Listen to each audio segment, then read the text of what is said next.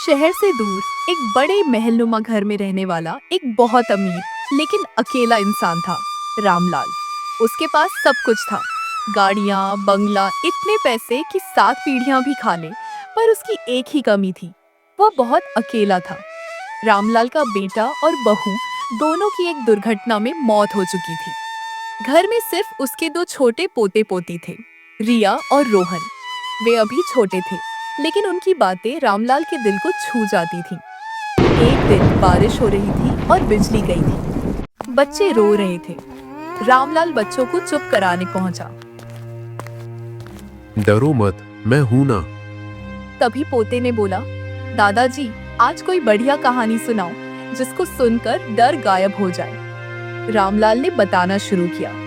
उसकी कहानी तब की थी जब वह 20 वर्ष का था। उसके पिता गांव के स्कूल में शिक्षक थे और माँ घर संभालती थी। वे बहुत गरीब थे, पर इतने संतुष्ट कि उनकी झोपड़ी में हमेशा खुशियों का वास था। रामलाल उस समय खेतों में काम करता था ताकि घर चल सके, लेकिन किस्मत को कुछ और मंजूर था। फसल कभी कम कभी न के बराबर होती थी और महंगाई इतनी थी कि बीज खरीदना भी मुश्किल। मजबूरी में उसे अपनी खेती छोड़कर गांव के अमीरों के खेत और घर में काम करना पड़ता। वह कभी मजदूरी करता, कभी पशु चराता, तो कभी सामान ढोता। वह थक जाता, धूप में जल जाता, फिर भी जितना कमाता उससे सिर्फ दाल चावल चलता था।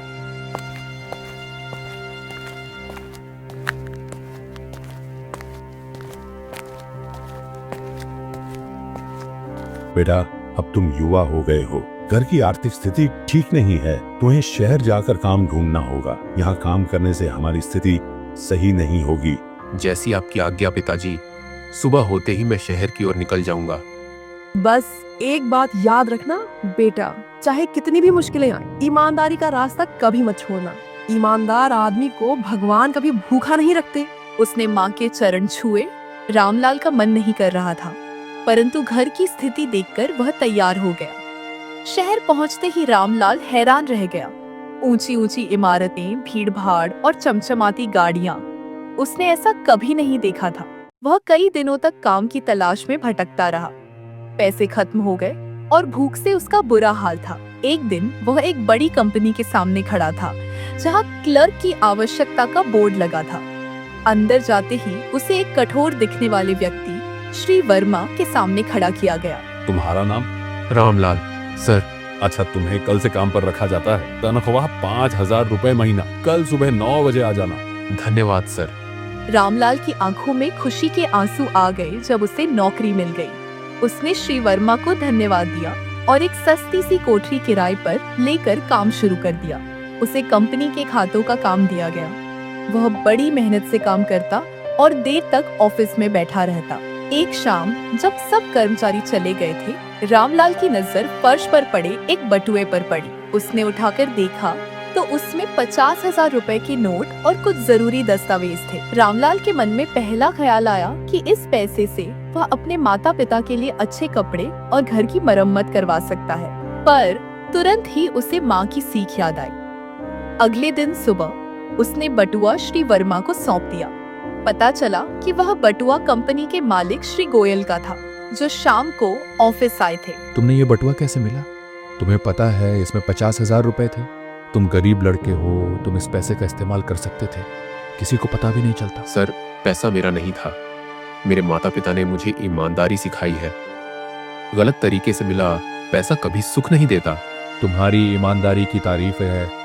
तुम्हारी तनख्वाह अगले महीने से 10,000 कर दी जाएगी। श्री गोयल मुस्कुराए। रामलाल की ईमानदारी और मेहनत ने शीघ्र ही उसे कंपनी में विशेष स्थान दिला दिया और 2 साल में वह सीनियर क्लर्क बन गया। एक दिन श्री गोयल ने उसे एक नया शोरूम संभालने की जिम्मेदारी दी। रामलाल हैरान रह गया। रामलाल, मैंने तुम्हारे काम से बहुत खुश हूँ। अब मैं तुम्हें एक नई जिम्मेदारी देना चाहता हूँ। हमारी कंपनी का एक नया शोरूम खुल रहा है और मैं चाहता हूँ कि तुम उसके मैनेजर बनो। सर, मैं तो केवल 12वीं पास हूँ। ये बड़ी जिम्मेदारी है। शिक्षा कागज पर होती है, लेकिन चरित्र दिल में। तुम्हें वह ईमानदारी है जो आजकल बहुत कम लोगों में मिलती है। उसने इतनी ईमानदारी से काम किया कि 6 महीने में ही शोरूम की बिक्री दोगुनी हो गई। एक दिन एक सप्लायर श्री मेहता रामलाल के पास सामान का ऑफर लेकर आया। रामलाल जी, आप हमारी कंपनी से सामान लीजिए, हम बाकी सबसे कम दाम देंगे।